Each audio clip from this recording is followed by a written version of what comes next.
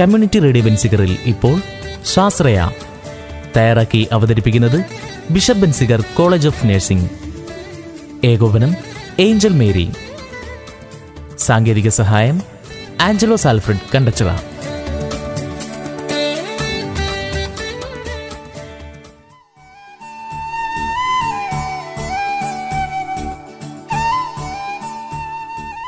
എല്ലാ പ്രിയ ശ്രോതാക്കൾക്കും പുതിയ എപ്പിസോഡിലേക്ക് സ്വാഗതം. ഞാൻ നിങ്ങളുടെ സ്വന്തം മിസ് നൈറ്റിംഗേൾ. നമ്മൾ കഴിഞ്ഞ കുറച്ച് എപ്പിസോഡുകളിൽ വിവിധ തരം വിറ്റാമിനുകളെ കുറിച്ചൊക്കെ പഠിച്ചു, ശരിയല്ലേ?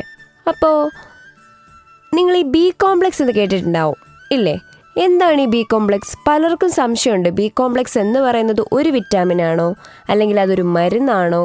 ചിലപ്പോൾ ഡോക്ടേഴ്സൊക്കെ കുറിച്ച് തരാറുണ്ട് വിറ്റാമിൻ ബി കോംപ്ലക്സ് ഗുളികകൾ. അപ്പോൾ ചിലർക്ക് സംശയം മരുന്നാണോ, അല്ലെങ്കിൽ ഒരുപാട് വിറ്റാമിനുകൾ ചേരുന്നതാണോ ബി കോംപ്ലക്സ്? ഈ സംശയങ്ങൾക്കൊക്കെ ഒരു നിവാരണവുമായിട്ടാണ് ഇന്നത്തെ എപ്പിസോഡിൽ ഞാൻ എത്തിയിരിക്കുന്നത്. വിറ്റാമിൻ ബി കോംപ്ലക്സ് അഥവാ B1 മുതൽ B12 വരെയുള്ള വിറ്റാമിനുകളെക്കുറിച്ച് നിങ്ങൾക്ക് വിശദമായ കാര്യങ്ങൾ പറഞ്ഞു തരാൻ ഇന്ന് എന്നോടൊപ്പമുണ്ട് ബിഷപ്പ് ബെൻസിഗർ കോളേജ് ഓഫ് നഴ്സിംഗിലെ 4ാം വർഷ വിദ്യാർത്ഥിനി മിസ് നജ്മ. ആരുമെങ്ങും പോകരുത് കേട്ടോ, ശ്രദ്ധയോടെ കേൾക്കണേ.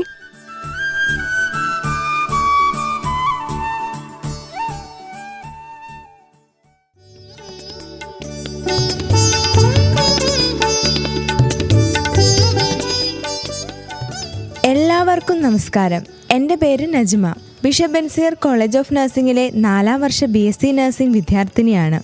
ഇന്ന് ഞാൻ നിങ്ങളുമായി പങ്കുവയ്ക്കുന്നത് നമ്മുടെ ശരീരത്തിലെ അന്നജത്തിൻ്റെയും മാംസ്യത്തിൻ്റെയും കൊഴുപ്പിൻ്റെയും എല്ലാം വിഘടന പ്രവർത്തനത്തിന് സഹായിക്കുന്ന വൈറ്റമിനുകളിലൊന്നായ വിറ്റാമിൻ ബി കോംപ്ലക്സുകൾ എന്നിവയെപ്പറ്റിയാണ്. വിറ്റാമിൻ ബി കോംപ്ലക്സുകൾ സൗരോർജ്ജത്തെ കോശത്തിൻ്റെ ഉൽപ്പാദനത്തിന് ആവശ്യമായ ഊർജ്ജമാക്കി മാറ്റുന്നു. നമ്മുടെ ശരീരത്തിൽ thiamine, riboflavin, niacin, pantothenic acid, pyridoxine, vitamin B12, biotin, folic acid എന്നീ രൂപങ്ങളിലായാണ് വിറ്റാമിൻ ബി കോംപ്ലക്സുകൾ കാണപ്പെടുന്നത്. വിറ്റാമിൻ ബി കോംപ്ലക്സുകളുടെ പ്രാധാന്യം നമ്മുടെ ശരീരത്തിൽ വളരെ വലുതാണ്. ഇനി ഇവ ഓരോന്നിൻ്റെയും ധർമ്മവും സ്രോതസ്സുകളും ഇവ മൂലമുണ്ടാകുന്ന അപര്യാപ്തതാ രോഗങ്ങളും എന്തെല്ലാമാണെന്ന് നോക്കാം. ആദ്യമായി വിറ്റാമിൻ B1 അഥവാ തയാമിൻ. ഇത് പ്രധാനമായും വെള്ള നിറത്തിലുള്ളതും ജലത്തിൽ ലയിക്കുന്നതുമായ ഒരു തരം പൗഡറാണ്. വ്യാവസായികമായി തയാമിൻ ഉൽപ്പാദിപ്പിക്കപ്പെടുന്നത് തയാമിൻ ഹൈഡ്രോക്ലോറൈഡിൽ നിന്നുമാണ്. തയാമിൻ്റെ മറ്റൊരു പേരാണ് മൊറൈൽ വൈറ്റമിൻ. കാരണം ഇവ നാഡീഞരമ്പുകളെ ത്വരിതപ്പെടുത്തുന്നതിനും അവയുടെ പ്രവർത്തനത്തിനും ചലനത്തിനുമെല്ലാം വളരെയധികം സഹായകമാകുന്നു. തയാമിൻ പൈറോഫോസ്ഫേറ്റ് ആണ് തയാമിൻ്റെ മറ്റൊരു രൂപം. ഇത് ഞരമ്പുകളിലും കോശങ്ങളിലുമായാണ് കണ്ടുവരുന്നത്. ഇത് അന്നജത്തിൻ്റെയും മാംസ്യത്തിൻ്റെയും വിഘടനത്തിനെ സഹായിക്കുന്നു. കൂടാതെ തയാമിൻ ഹൃദയത്തിൻ്റെ ശരിയായ പ്രവർത്തനത്തിനും ദഹനപ്രക്രിയ സുഗമമാക്കുന്നതിനും സഹായിക്കുന്നു. തയാമിൻ്റെ കുറവ് നേരത്തെ തിരിച്ചറിയാൻ വളരെയധികം പ്രയാസകരമാണ്. കുറഞ്ഞ തോതിൽ തയാമിൻ്റെ അപര്യാപ്തത മൂലമുണ്ടാകുന്ന ചില ആരോഗ്യ പ്രശ്നങ്ങളാണ് വിശപ്പില്ലായ്മ, ക്ഷീണം, തളർച്ച, മലബന്ധം, ഹൃദയ സംബന്ധമായ രോഗങ്ങൾ, ദഹനക്കേട്, ശരീരഭാരം കുറയുക, മാനസികമായ ബുദ്ധിമുട്ട്, വിഷാദം, തലവേദന, ഉറക്കമില്ലായ്മ, ഹൃദയമിടിപ്പ് കൂടുക തുടങ്ങിയവ. വലിയ തോതിൽ തയാമിൻ്റെ കുറവ് ബെറിബറി എന്ന രോഗത്തിന് കാരണമാകുന്നു. ബെറിബറിയെ നമുക്ക് രണ്ടായി തരംതിരിക്കാം: ഡ്രൈ ബെറിബറി എന്നും വെറ്റ് ബെറിബറി എന്നും. ഇതിൽ ഡ്രൈ ബെറിബറി ഞരമ്പുകളിലും കൈകാലുകളിലുമാണ് ആദ്യം ബാധിക്കുന്നത്. നമ്മുടെ കാലുകളിലെ പേശികളിലെ വേദന, കാൽവെള്ളകളിലും ഉപ്പൂറ്റിലും ഉണ്ടാകുന്ന മരവിപ്പ്, സ്പർശനശേഷി നഷ്ടപ്പെടുക, പേശികളുടെ ബലക്ഷയം, നടക്കാനുള്ള ബുദ്ധിമുട്ട് തുടങ്ങിയവയാണ് ഡ്രൈ ബെറിബറിയിൽ കണ്ടുവരുന്ന ആരോഗ്യ പ്രശ്നങ്ങൾ. അടുത്തതായി വെറ്റ് ബെറിബറി. ഡ്രൈ ബെറിബറിയിൽ കണ്ടുവരുന്ന എല്ലാ രോഗങ്ങളും വെറ്റ് ബെറിബറിയിലും കാണപ്പെടുന്നു. ഇവ കൂടാതെ കാലുകളിൽ നീര് വയ്ക്കുക, ഹൃദയമിടിപ്പിന് വ്യത്യാസമുണ്ടാകുക, കിതപ്പ്, ശ്വാസം മുട്ടൽ, മൂത്രത്തിൻ്റെ അളവിലുണ്ടാകുന്ന വ്യത്യാസം തുടങ്ങിയ ആരോഗ്യ പ്രശ്നങ്ങളാണ് വെറ്റ് ബെറിബറിയിൽ കണ്ടുവരുന്നത്. ഇവ കൂടാതെ കിടപ്പ് രോഗികളിൽ ഹൃദയാഘാതത്തിനും ശരിയായ ചികിത്സ കിട്ടിയില്ലെങ്കിൽ മരണത്തിന് വരെ കാരണമായേക്കാം. 6 മാസം വരെയുള്ള കുഞ്ഞുങ്ങളിൽ കണ്ടുവരുന്ന ബെർബറിയെ ഇൻഫൻറ്റൈൽ ബെർബറി എന്നാണ് അറിയപ്പെടുന്നത്. ഉറക്കക്കുറവ്, വിശപ്പില്ലായ്മ, അസ്വസ്ഥതകൾ, ശരീരതാപം കൂടുക, വിളർച്ച, ഛർദി മുതലായവയാണ് സാധാരണ കണ്ടുവരുന്ന അപര്യാപ്തത രോഗങ്ങൾ. ശരിയായ രീതിയിൽ ചികിത്സ കിട്ടിയില്ലെങ്കിൽ കുഞ്ഞുങ്ങളുടെ മരണത്തിന് വരെ കാരണമാകുന്നു. അടുത്തതായി സാധാരണ കണ്ടുവരുന്ന തയാമിൻ്റെ മറ്റൊരു കുറവാണ് ആൽക്കഹോളിക് തയാമിൻ ഡെഫിഷ്യൻസി. ഇതിനെ വെർണിക് കോർസാക്കോവ് സിൻഡ്രം എന്നും പറയുന്നു. നിയന്ത്രണാതീതമായ കണ്ണിൻ്റെ ചലനം, കണ്ണിലെ മസിലുകൾക്കുണ്ടാകുന്ന തളർച്ച, മാനസികപരമായ ബുദ്ധിമുട്ട് തുടങ്ങിയവയാണ് പ്രധാനമായി കണ്ടുവരുന്ന പ്രശ്നങ്ങൾ.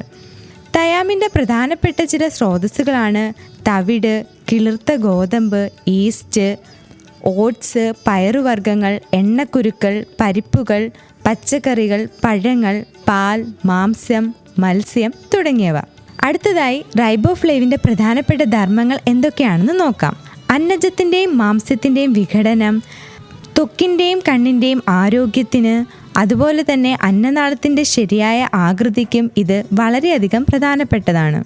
റൈബോഫ്ലേവിൻ്റെ അപര്യാപ്തത മൂലമുണ്ടാകുന്ന ചില രോഗങ്ങളാണ് തളർച്ച, വിളർച്ച, വിശപ്പില്ലായ്മ, ക്ഷീണം, വായ്ക്കുള്ളിലും കണ്ണിലും ത്വക്കിലുമെല്ലാം ചൂടനുഭവപ്പെടുക, അന്നജത്തിൻ്റെയും മാംസ്യത്തിൻ്റെയും വിഘടനത്തെ ബാധിക്കുക മുതലായവ. അടുത്തതായി റൈബോഫ്ലേവിൻ്റെ അപര്യാപ്തത മൂലമുണ്ടാകുന്ന ചില ആരോഗ്യ പ്രശ്നങ്ങളാണ് വായ്പുണ്ണ്, വായ്ക്കുള്ളിലും നാവിലുമുണ്ടാകുന്ന അണുബാധ, ചിലയിനം ത്വക്ക് രോഗങ്ങൾ, ചൊറിച്ചിൽ, ചെങ്കൺ തുടങ്ങിയവ. റൈബോഫ്ലേവിൻ്റെ പ്രധാനപ്പെട്ട ചില സ്രോതസ്സുകളാണ് കരൾ, മുട്ട, പാൽ, പാലുൽപ്പന്നങ്ങൾ, മാംസം, മത്സ്യം, ധാന്യങ്ങൾ, പയറുവർഗ്ഗങ്ങൾ, എണ്ണക്കുരുക്കൾ, പരിപ്പുകൾ, ഇലക്കറികൾ, ചിലയിനം പച്ചക്കറികളുടെ വേരുകൾ, കിഴങ്ങുകൾ എന്നിവയെല്ലാം. അടുത്തതായി നയാസിൻ അഥവാ B3. നയാസിൻ്റെ മറ്റൊരു പേരാണ് നിക്കോട്ടിനിക് ആസിഡ്. നയാസിൻ്റെ പ്രധാനപ്പെട്ട ധർമ്മങ്ങൾ എന്തൊക്കെയാണെന്ന് നോക്കാം. അന്നജത്തിൻ്റെയും മാംസ്യത്തിൻ്റെയും വിഘടനം, ആമാശയത്തിൻ്റെയും നാഡീഞരമ്പുകളുടെയും ശരിയായ പ്രവർത്തനം മുതലായവയാണ് നയാസിൻ്റെ പ്രധാന ധർമ്മങ്ങൾ. നയാസിൻ്റെ അപര്യാപ്തത മൂലമുണ്ടാകുന്ന ആരോഗ്യ പ്രശ്നങ്ങളാണ് തളർച്ച, ശരീരഭാരം കുറയൽ, വിശപ്പില്ലായ്മ, അസ്വസ്ഥതകൾ, നാവിനുണ്ടാകുന്ന പൊള്ളൽ, മലബന്ധം തുടങ്ങിയവ. ഇവ കൂടാതെ നയാസിൻ്റെ അപര്യാപ്തത മൂലമുണ്ടാകുന്ന മറ്റൊരു പ്രശ്നമാണ് പെല്ലാഗ്ര. ഇതിനെ 3D ഡിസീസ് എന്നും അറിയപ്പെടുന്നു. അതായത് D എന്ന അക്ഷരത്തിൽ തുടങ്ങുന്ന 3 രോഗങ്ങളാണ് ഇതിൻ്റെ പ്രധാന ലക്ഷണങ്ങൾ. ആദ്യത്തേത് ഡെർമറ്റൈറ്റിസ്, തൊലിപ്പുറത്തുണ്ടാകുന്ന അണുബാധ. രണ്ടാമത്തേത് ഡയേറിയ, വയറിളക്കം. മൂന്നാമത്തേത് ഡിമെൻഷ്യ, അതായത് ഓർമ്മക്കുറവ്. ഇവ കൂടാതെ മുഖം, കഴുത്തിൻ്റെ ഭാഗങ്ങൾ, കൈകാലുകൾ, കൈമുട്ട് എന്നിവിടങ്ങളിലെ കറുപ്പ് കലർന്ന ചുവന്ന നിറത്തിലുള്ള പാടുകൾ, ചൊറിച്ചിൽ, ഛർദി, മനം പുരട്ടൽ, വയറുവേദന, മാനസികമായ ബുദ്ധിമുട്ട്, തലകറക്കം, ഉറക്കമില്ലായ്മ, വിഷാദം തുടങ്ങിയവയാണ് നയാസിൻ്റെ അപര്യാപ്തത മൂലമുണ്ടാകുന്ന ആരോഗ്യ പ്രശ്നങ്ങൾ. അടുത്തതായി നയാസിൻ്റെ സ്രോതസ്സുകൾ എന്താണെന്ന് നോക്കാം. മാംസം, മത്സ്യം, കപ്പലണ്ടി, ബട്ടർ, പച്ചക്കറികൾ, പഴങ്ങൾ തുടങ്ങിയവയാണ് നയാസിൻ്റെ പ്രധാന സ്രോതസ്സുകൾ. അടുത്തതായി പാൻറ്റോത്തനിക് ആസിഡിൻ്റെ കുറവ് മൂലമുണ്ടാകുന്ന അപര്യാപ്തത രോഗങ്ങൾ എന്തൊക്കെയാണെന്ന് നോക്കാം. വിശപ്പില്ലായ്മ, ക്ഷീണം, തളർച്ച, തലവേദന, ഉറക്കക്കുറവ്, മനം പുരട്ടൽ, മാനസിക തകരാർ, തലകറക്കം, ശരീരത്തിൻ്റെ ചലനശേഷിയിലെ വ്യത്യാസം, പേശികളുടെ വേദന, ഹൃദയമിടിപ്പിലുണ്ടാകുന്ന വ്യതിയാനം, രക്താതിസമ്മർദ്ദം തുടങ്ങിയവ. അടുത്തതായി പാൻറ്റോത്തനിക് ആസിഡിൻ്റെ പ്രധാനപ്പെട്ട സ്രോതസ്സുകൾ ഏതൊക്കെയാണെന്ന് നോക്കാം.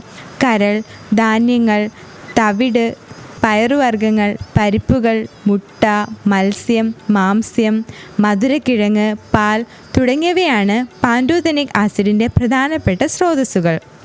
അടുത്തതായി പിരിഡോക്സിൻ അഥവാ വിറ്റാമിൻ B6. പിരിഡോക്സിൻ്റെ മറ്റൊരു പേരാണ് അഡെർമിൻ. അന്നജത്തിൻ്റെയും കൊഴുപ്പിൻ്റെയും മാംസ്യത്തിൻ്റെയും എല്ലാം വിഘടനത്തിനും തലച്ചോറിലേക്കും നാഡീഞരമ്പുകളിലേക്കും ഊർജം നൽകുന്നതിനുമെല്ലാം പിരിഡോക്സിൻ വളരെ വലിയ പങ്ക് വഹിക്കുന്നുണ്ട്. പിരിഡോക്സിൻ്റെ പ്രധാനപ്പെട്ട ചില സ്രോതസ്സുകളാണ് തവിട്, തവിടെണ്ണ, ഈസ്റ്റ്, കപ്പലണ്ടി, ധാന്യങ്ങൾ, കരൾ, ചോളം, ബീട്രൂട്ട്, മത്സ്യം, മാംസം, ക്യാബേജ് തുടങ്ങിയവ. അടുത്തതായി വൈറ്റമിൻ B12. കൊഴുപ്പിൻ്റെയും അന്നജത്തിൻ്റെയും മാംസ്യത്തിൻ്റെയും വിഘടനം, കോശങ്ങളുടെ ശരിയായ പ്രവർത്തനം, മറ്റു ചില പോഷകങ്ങളുടെ ശരിയായ ഉപയോഗം തുടങ്ങിയവയാണ് വിറ്റാമിൻ B12 പ്രധാന ധർമ്മങ്ങൾ. അടുത്തതായി വിറ്റാമിൻ B12 അപര്യാപ്തത മൂലമുണ്ടാകുന്ന ചില ആരോഗ്യ പ്രശ്നങ്ങളാണ് പെർനീഷ്യസ് അനീമിയ, ത്വക്കിലുണ്ടാകുന്ന വ്യത്യാസങ്ങൾ, ഞരമ്പുകളുടെ പ്രവർത്തനങ്ങൾ കുറയുക, മാനസിക രോഗം, മരവിപ്പ്, പഞ്ചേന്ദ്രിയങ്ങളുടെ പ്രവർത്തനക്കുറവ്, വിഷാദം തുടങ്ങിയവ. അടുത്തതായി ബയോട്ടിൻ്റെ ചില പ്രധാന സ്രോതസ്സുകളാണ് തവിട്, ഈസ്റ്റ്, മുട്ടയുടെ മഞ്ഞക്കരു, കരൾ, വൃക്ക, മഷ്റൂം, കപ്പലണ്ടി, സോയാബീൻ, ധാന്യങ്ങൾ, പയറുവർഗ്ഗങ്ങൾ, പഴം, മുന്തിരിങ്ങ, പരിപ്പുകൾ തുടങ്ങിയവ. ബയോട്ടിൻ്റെ അപര്യാപ്തത രോഗങ്ങളാണ് തൊലിപ്പുറത്തുണ്ടാകുന്ന അലർജി, മുടികൊഴിച്ചിൽ, പേശികളുടെ ബലമില്ലായ്മ, ക്ഷീണം, പേശീവേദന, മനം പുരട്ടൽ, വിശപ്പില്ലായ്മ, വിളർച്ച തുടങ്ങിയവ. അടുത്തതായി ഫോളിക് ആസിഡ്. ഫോളിക് ആസിഡ് ഫൊളാസിൻ എന്നും അറിയപ്പെടുന്നുണ്ട്. ന്യൂക്ലിയോ പ്രോട്ടീൻ്റെ ഉൽപ്പാദനം, കോശങ്ങളുടെ വളർച്ച, രക്തക്കുഴലുകളുടെ വളർച്ചയെ ഉത്തേജിപ്പിക്കൽ തുടങ്ങിയവയാണ് ഫോളിക് ആസിഡിൻ്റെ പ്രധാന ധർമ്മങ്ങൾ. ഫോളിക് ആസിഡിൻ്റെ അപര്യാപ്തത മൂലമുണ്ടാകുന്ന ചില പ്രശ്നങ്ങളാണ് മെഗാലോബ്ലാസ്റ്റിക് അനീമിയ, മൈക്രോസൈറ്റിക് അനീമിയ എന്നിങ്ങനെ അറിയപ്പെടുന്ന വിവിധ തരം വിളർച്ചകൾ, ഹീമോഗ്ലോബിൻ്റെ കുറവ്, പോഷകങ്ങളുടെ ആഗിരണക്കുറവ് തുടങ്ങിയവ. ഫോളിക് ആസിഡിൻ്റെ പ്രധാന സ്രോതസ്സുകളാണ് കരൾ, ഇലക്കറികൾ, സോയാബീൻ, കപ്പലണ്ടി, പച്ചക്കറികൾ, പയറുവർഗ്ഗങ്ങൾ, മുട്ട, ധാന്യങ്ങൾ, പഴങ്ങൾ, കിഴങ്ങുകൾ, മാംസം, മത്സ്യം, ബ്രെഡ്, സൂര്യകാന്തിയുടെ വിത്തുകൾ, കോളിഫ്ലവർ തുടങ്ങിയവ. നമ്മളെല്ലാവരും തന്നെ ഒരുപാട് വിറ്റാമിനുകളെപ്പറ്റി കേട്ടിട്ടുണ്ട്. സാധാരണയായി നമ്മൾ കേൾക്കാറുള്ള വിറ്റാമിനുകളാണ് vitamin B, A, D, E, K മുതലായവ. ഇതിൽ വിറ്റാമിൻ ബിയെ ബി കോംപ്ലക്സ് എന്നാണ് അറിയപ്പെടുന്നത്. ചിലപ്പോൾ നമ്മൾക്കെല്ലാവർക്കും തന്നെ ഒരു സംശയം ഉണ്ടായി കാണും, വൈറ്റമിൻ ബിയെ മാത്രം എന്തുകൊണ്ടാണ് ബി കോംപ്ലക്സുകൾ എന്നറിയപ്പെടുന്നത് എന്നത്. ഇപ്പോൾ നിങ്ങളുടെ സംശയം മാറിയില്ലേ? Vitamin B1, B2, B3, B5, B6, B12 ഇവ കൂടാതെ ബയോട്ടിനും ഫോളിക് ആസിഡും കൂടി ചേരുമ്പോഴാണ് വിറ്റാമിൻ ബി കോംപ്ലക്സുകൾ ആകുന്നത്. അപ്പോൾ ഇത്രയും നേരം ഞാൻ നിങ്ങളോട് പറഞ്ഞ കാര്യങ്ങളെല്ലാം മനസ്സിലായി കാണുമെന്ന് വിശ്വസിക്കുന്നു. നന്ദി, നമസ്കാരം.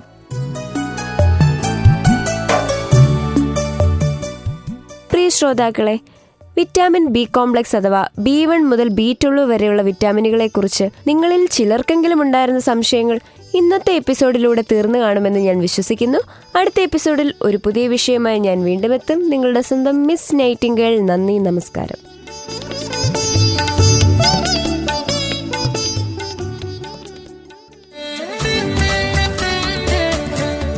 കമ്മ്യൂണിറ്റി റേഡിയോ ബെൻസിഗറിൽ നിങ്ങൾ ഇതുവരെ കേട്ടത് ശാസ്ത്രയ. തയ്യാറാക്കി അവതരിപ്പിച്ചത് bishop Benziger college of nursing. ഏകോപനം ഏഞ്ചൽ മേരി. സാങ്കേതിക സഹായം ആഞ്ചലോസ് ആൽഫ്രഡ് കണ്ടച്ചിറ.